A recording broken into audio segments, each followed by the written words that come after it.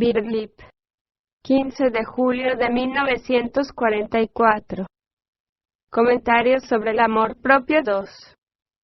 Tracemos una imagen del egoísmo y amor propio. Tiene una base amplia y un vértice agudo. Se lo puede pensar diagramáticamente en la forma de un triángulo. La base de este triángulo nos da la extensión del amor propio. A medida que crece desde la base hacia la vida y los otros, se estrecha hasta llegar a ser un punto. En estos comentarios sobre el amor propio sugiero que este triángulo puede representar los intereses que se estrechan rápidamente y que tienen su origen en los propios intereses del amor propio. Nuestro interés por las cuestiones que se alejan de nosotros es cada vez menor. No nos preocupamos en absoluto por las cosas que están muy lejos, por las otras personas, por los otros países. Ni tampoco nos preocupamos por el mundo en que estamos, por el cosmos, por cosas tan remotas. Decimos, ¿qué tiene que ver esto conmigo? Tracemos un triángulo similar, pero invertido y lo superponemos. Este símbolo es muy antiguo. Como cualquier símbolo contiene muchos significados.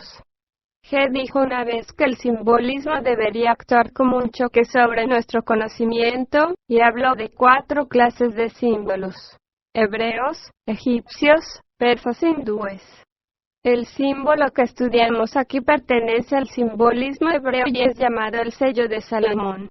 Representa la interpenetración de 2 cosas, o de 2 medios, o principios de niveles. Obsérvese que un triángulo termina como un mero punto en el otro triángulo, donde se encuentra el vértice y la base, y que hay una zona intermedia en la forma de un rombo, donde los dos se mezclan, y 4 esquinas donde no se produce la mezcla de los dos. Si se cortara un triángulo de vidrio azul y el otro de vidrio amarillo, habría 2 zonas azules, 2 amarillas y una zona media verde, donde los colores se mezclan. Ahora bien, supongamos que el triángulo, cuya base está arriba, y cuyo vértice abajo, representa un principio que tiene una dirección contraria al triángulo de amor propio, cuya base está abajo y el vértice arriba.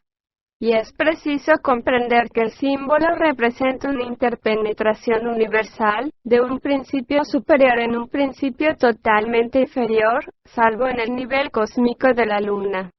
Reconocer que hay 2 órdenes, o principios, o fuerzas, influencias, que obran sobre la vida es el rasgo característico del centro magnético.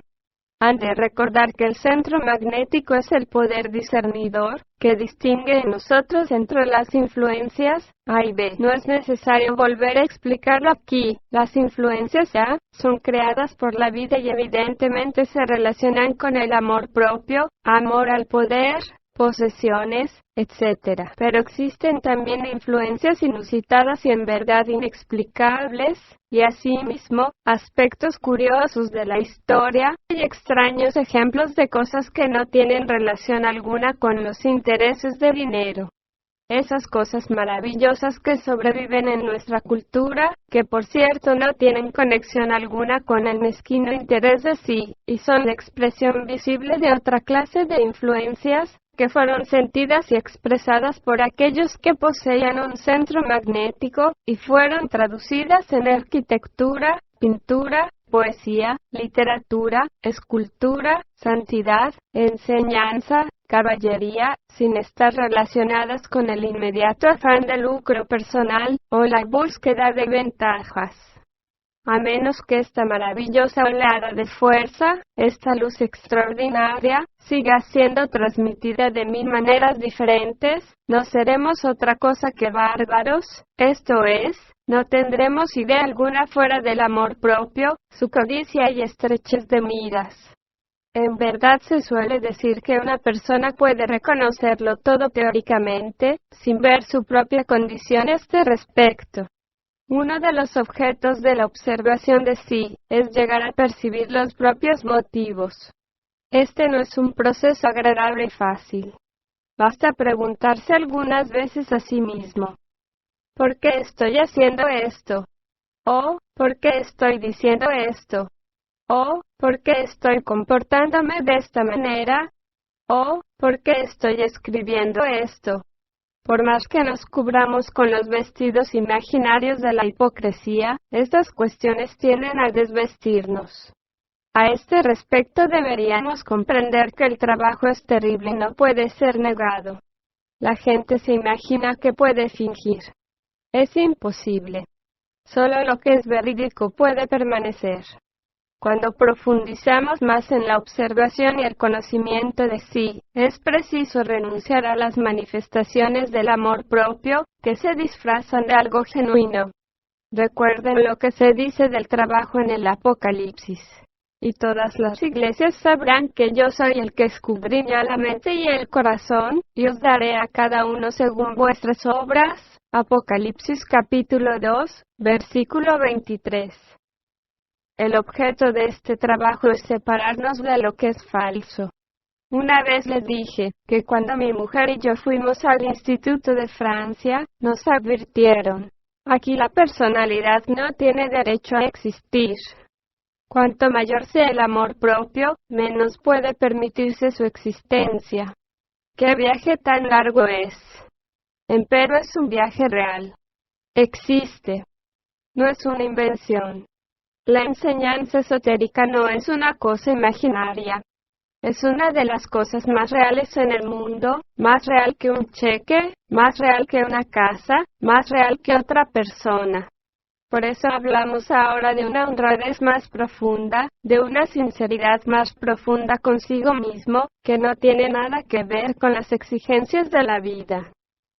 Regresaremos ahora al triángulo superior que está invertido con relación al triángulo del amor propio, esto es, la vida. Si se tiene la certidumbre que esta vida es todo, si todas las significaciones se extraen de ella, y solo se piensa en función de ella, luego ningún triángulo superior obra en uno. Hemos hablado recientemente del significado, y de cómo una cosa visible es una cosa, y su significado es otra, y cómo, si no se pudiera verlo, no podría haber un trabajo interior de separación y transformación.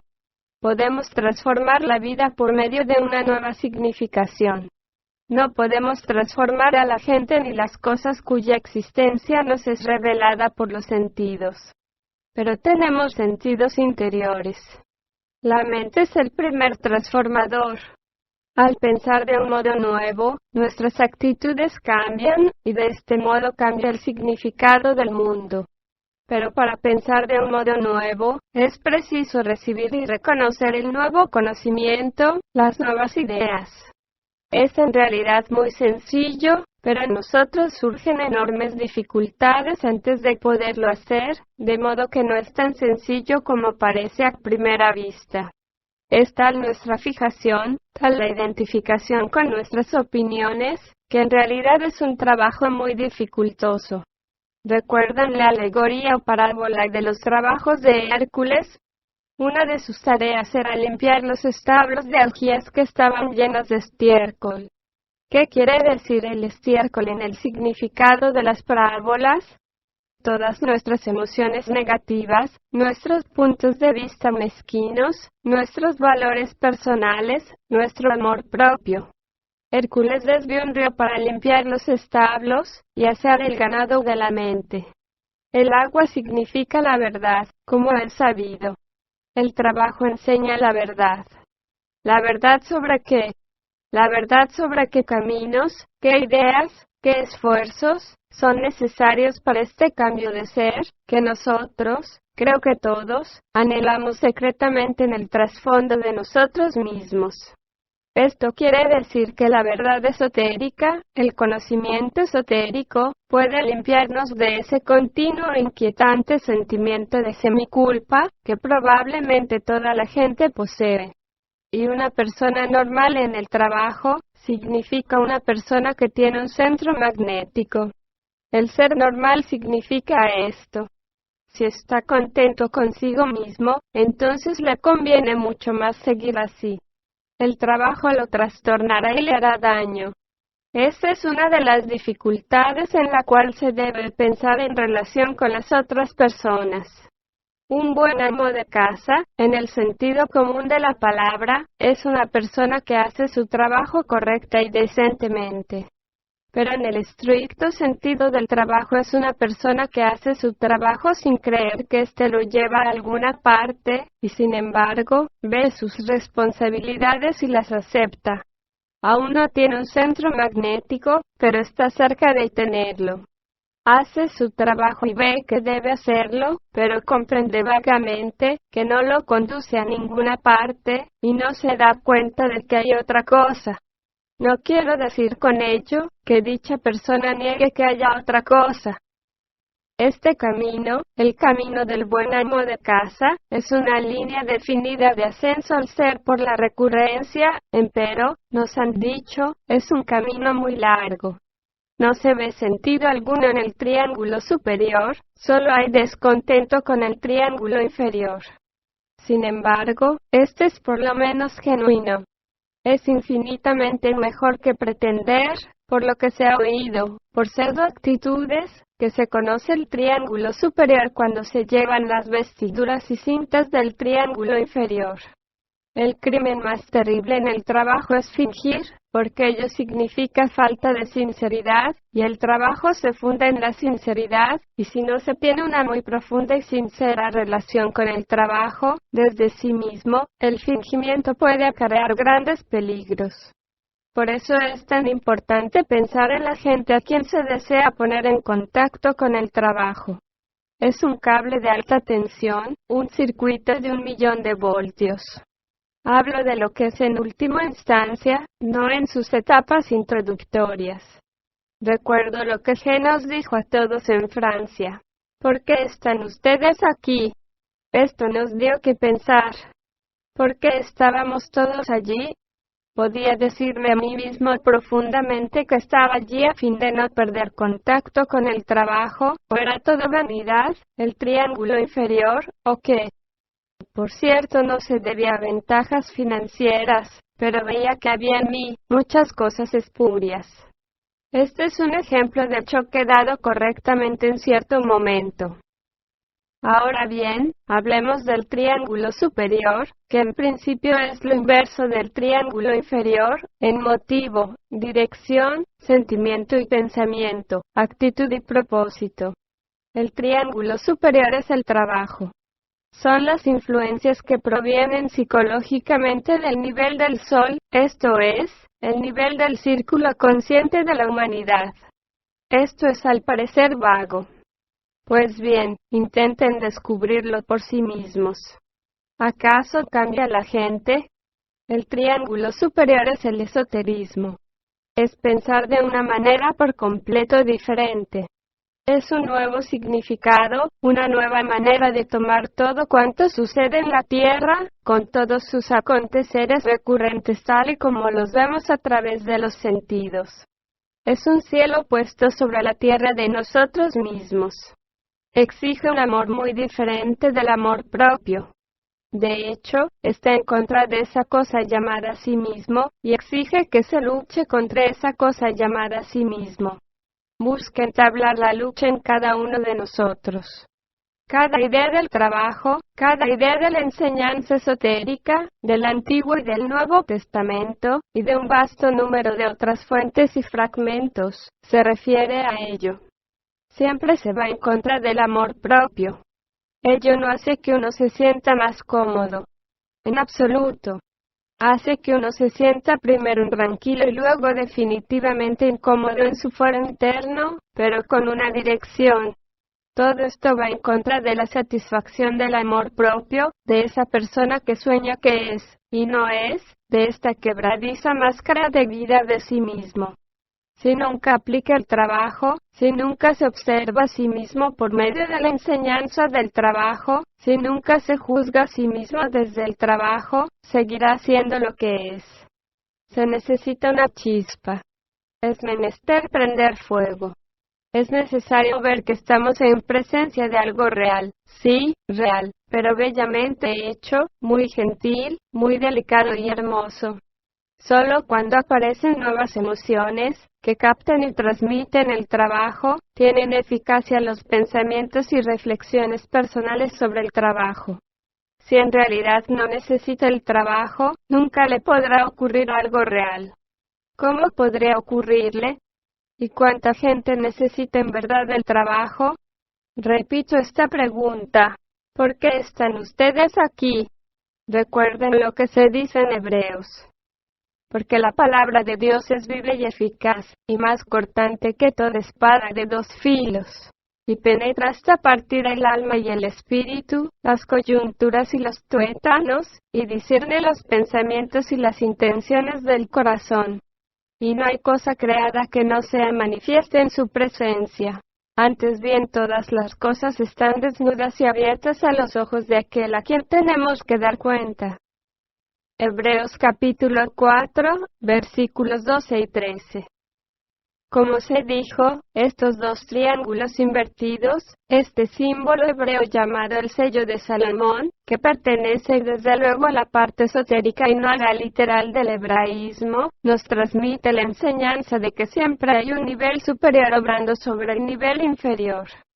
Pero esto no significa que el nivel inferior lo reciba. La misma idea está contenida en el trabajo cuando se dice que los centros superiores están plenamente desarrollados y trabajan constantemente aun cuando los centros inferiores no puedan captar su significado. Si en algún momento pudiéramos dejar de identificarnos con nosotros mismos, dejaríamos de seguir las influencias del triángulo inferior y podríamos recibir las influencias del triángulo superior, pero durante mucho tiempo no seríamos capaces de comprenderlas. Los pensamientos y los sentimientos enteramente nuevos no serían reconocidos o nos parecerían pura insensatez. Cuando un hombre posee un centro magnético, cuando este hecho caracteriza su nivel de ser, ya tiene algún sentido del triángulo. Pero si está completamente sumergido por entero identificado con el triángulo inferior, esto es, con todo lo que pertenece al amor propio, su propio interés, todo cuanto pertenece a sus sentidos, todo lo que es literal, es por entero, insensible al triángulo superior y busca interpretar la vida en función de sí mismo. Para él no hay nada más.